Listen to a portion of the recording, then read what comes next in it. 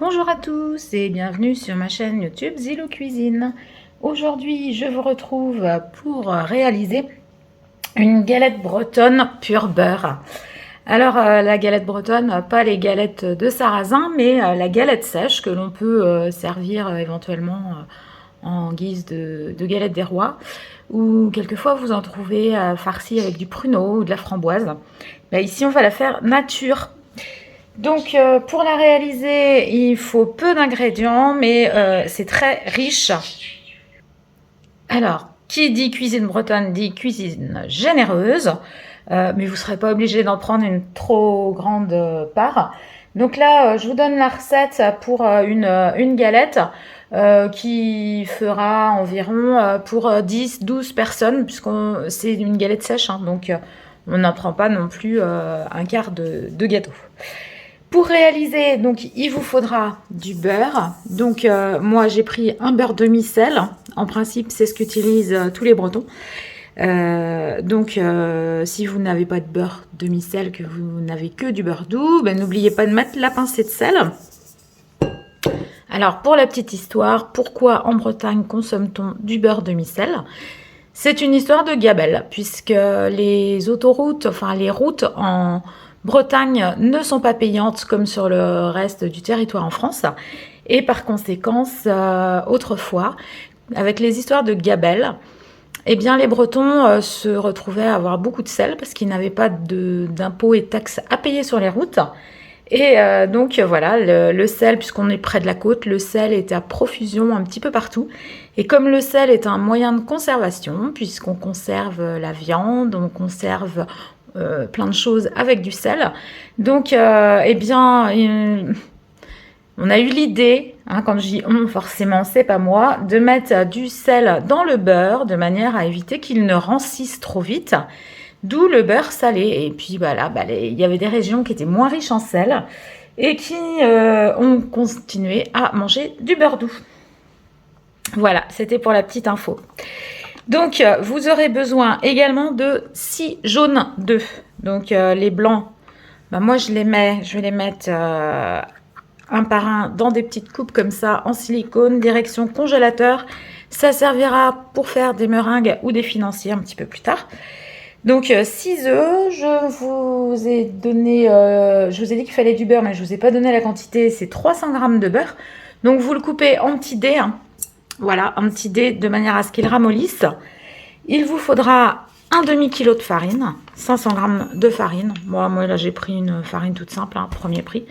Et puis il vous faudra 300 g de sucre. Donc moi je prends plutôt de la cassonade, je trouve que ça donne un petit goût. Vous pouvez, et aussi si vous le souhaitez, mettre une cuillerée à soupe de rhum, du rhum brun bien entendu, pour parfumer la galette.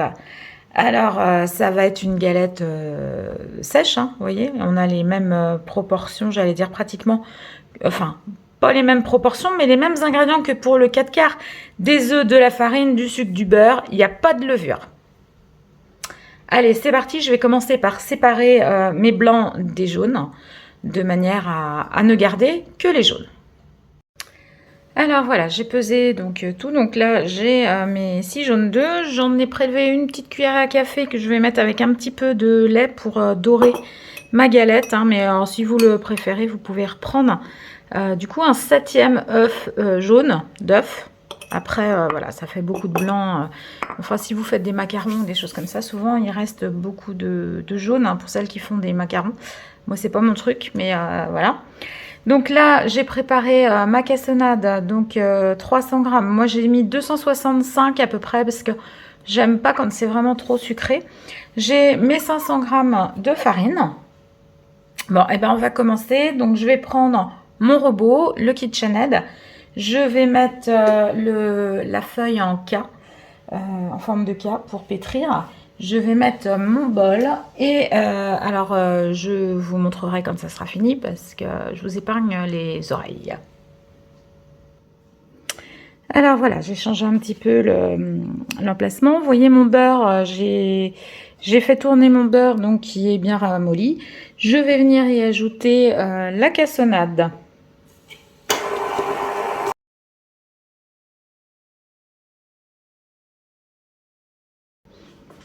Voilà, donc je pense que c'est bien, bien pétri. Vous allez mettre votre four à préchauffer à 180 degrés également. Vous voyez là, mon mélange beurre-sucre est parfait. Je vais bien racler quand même les bords. Hop, du bol.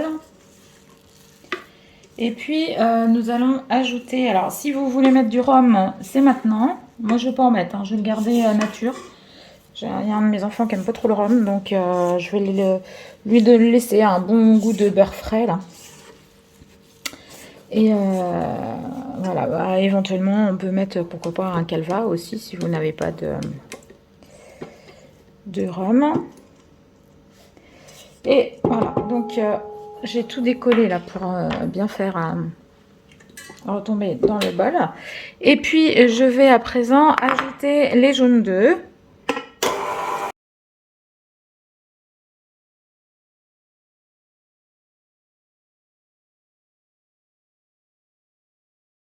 Et maintenant, on va ajouter la farine petit à petit, sinon ça va me faire un nuage.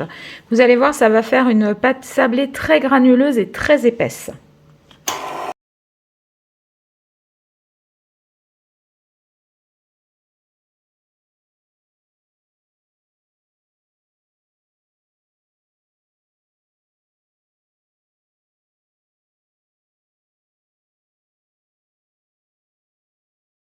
Alors, je vais séparer parce que c'est amalgamé dans ma pâle. Donc, je vais essayer de faire tomber un petit peu.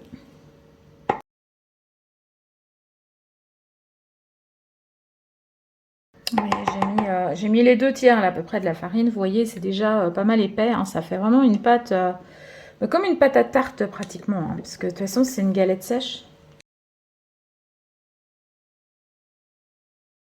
Mais qui va quand même être bien moelleuse. Vous verrez. Alors, ce qui lui donne aussi son côté bien moelleux, c'est le fait d'avoir beaucoup de beurre et de jaune d'œuf, mais de ne pas avoir de levure, puisque du coup, elle va pas gonfler cette galette.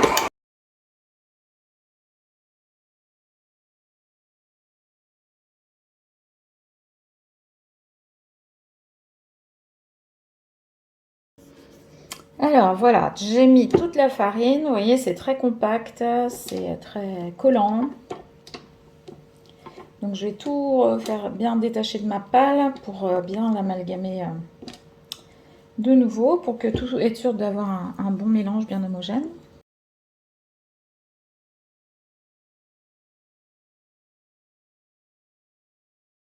Et le plus dur est fait, donc vous voyez, c'est pas compliqué.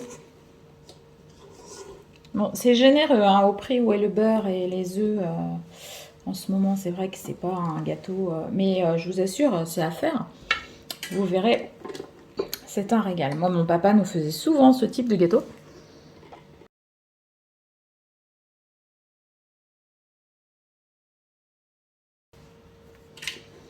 Voilà. Donc maintenant, la petite astuce. Alors, il va falloir mettre ça. Nous allons l'étaler au doigt hein, pour en faire une galette. Mais mettez-le quand même dans un moule dans un moule à tarte. Parce qu'en cuisant, le beurre va couler. Donc il faut quand même que ce soit dans un contenant. Et pour réussir à lisser, eh bien, ce que je vous conseille, c'est de vous mouiller les mains. Si vous vous passez les mains par le haut, ça va vous permettre d'éviter que la pâte ne colle de trop à vos petits doigts. Allez, je rassemble tout ça et je vous reprends tout de suite.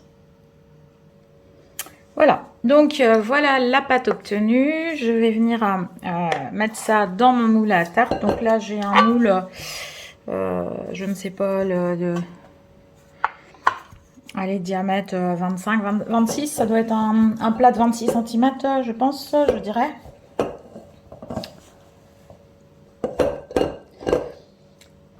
Donc après, ça fonctionne très bien. Ça m'est déjà arrivé de multiplier hein, les proportions et de le faire avec un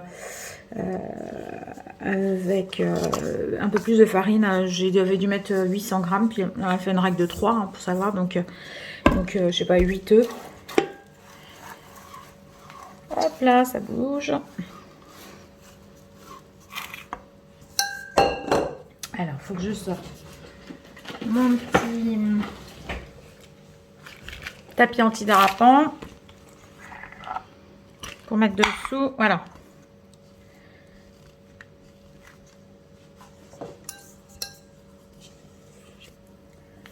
Donc, je mets ici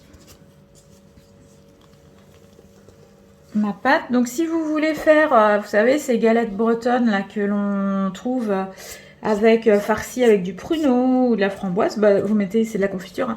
Finalement, votre pâte, vous la divisez en deux. Et puis, vous en étalez une partie dessous. Vous farcissez avec votre confiture. Et puis, vous remettez l'autre moitié dessus. Moi, je vais la servir à mes invités avec une petite lemon curd que j'ai préparée. Alors, j'ai pas pensé à la filmer en la faisant, mais je la ferai une autre fois, je filmerai une autre fois, parce que là, du coup, j'ai une recette de lemon curd sans beurre. Donc, ça va contrebalancer un petit peu la quantité de matière grasse qu'on a dans la galette. Et bien, dans la lemon curd, il n'y aura aucune matière grasse. Ouais, je dis bien aucune.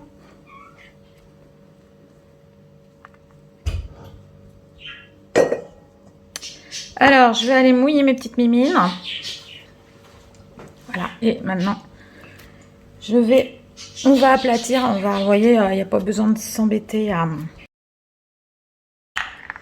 à l'étaler. Bon, on pourrait, je pense que c'est une pâte qu'on pourrait facilement étaler au rouleau. Hein. D'ailleurs, si vous voulez la faire avec farcie avec de la confiture au milieu, voilà, vous pouvez très bien étaler au rouleau. Au moins pour la couche du dessus. Alors ça colle un petit peu moins, mais bon, ça recommence à coller.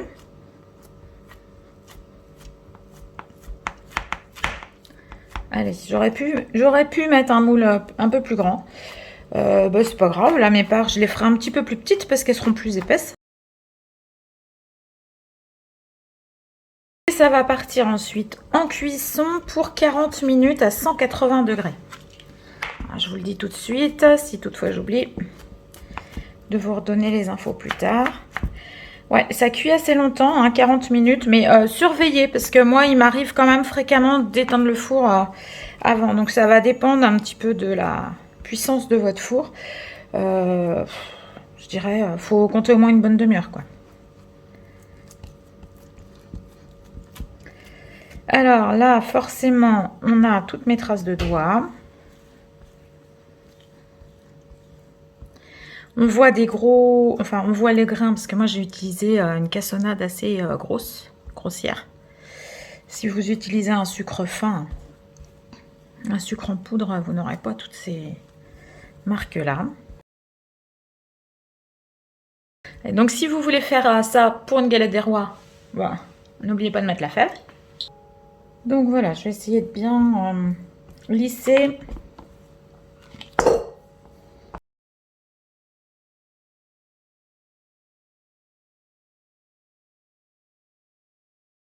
Donc quand ça va passer au four, le beurre va se ramollir quand même et votre galette, elle va être un petit peu plus uniforme. Voilà, donc je vais venir maintenant mettre ma dorure avec l'œuf et le pinceau. Donc j'ai mis un tout petit peu d'eau dans mon jaune d'œuf. Alors vous pouvez mettre du lait. Là moi j'avais pas de lait d'ouvert, alors j'ai mis de l'eau.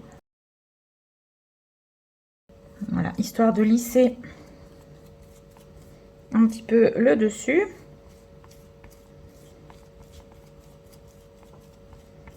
Et puis on va venir faire des petits dessins avec le dos d'un couteau. On va faire un petit quadrillage, un truc tout bête. Voilà, donc je peigne bien, enfin je peins, puisque c'est un pinceau, hein, bien dans le même sens, de manière à bien lisser le dessus, pour éviter d'avoir des traces de doigts un peu disgracieuses et il faut quand même que la galette, elle soit jolie. Hop, allez, on va finir tout ça, parce qu'il n'y a pas grand-chose, pour faire bien dorer le gâteau.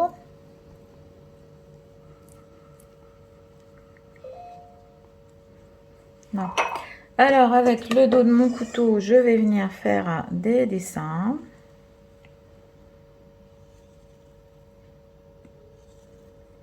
Juste un petit quadrillage, hein, c'est voilà.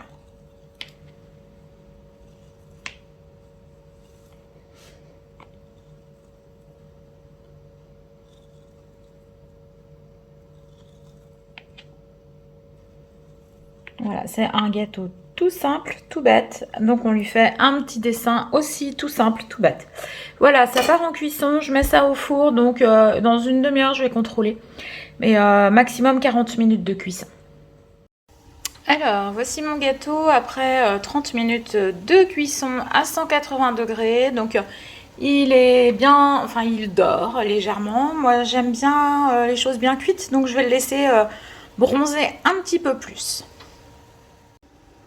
Voilà, donc pour moi, ça fait 35 minutes à peu près que mon gâteau est à cuire. Le four était vraiment bien chaud quand je l'ai mis. Donc je vais pouvoir venir éteindre et le sortir. Donc hop, alors avec une main, c'est pas évident. Voilà. Le voilà à la lumière du jour. Hein. Vous voyez. Bon, bah, il n'y a plus qu'à attendre qu'il refroidisse maintenant. Donc, forcément, à manger bien frais. Voyez. La galette au soleil. A pris une belle teinte. Là, je me brûlais les doigts, donc j'ai dû poser mon téléphone. Bien, ben, j'espère que cette recette vous aura plu. Vous voyez, c'est très vite réalisé. J'espère qu'elle vous plaira. N'oubliez pas de liker mes vidéos, de vous abonner si ce n'est déjà fait et d'envoyer un petit commentaire si vous le souhaitez. Je vous dis à très bientôt pour de nouvelles recettes. Au revoir.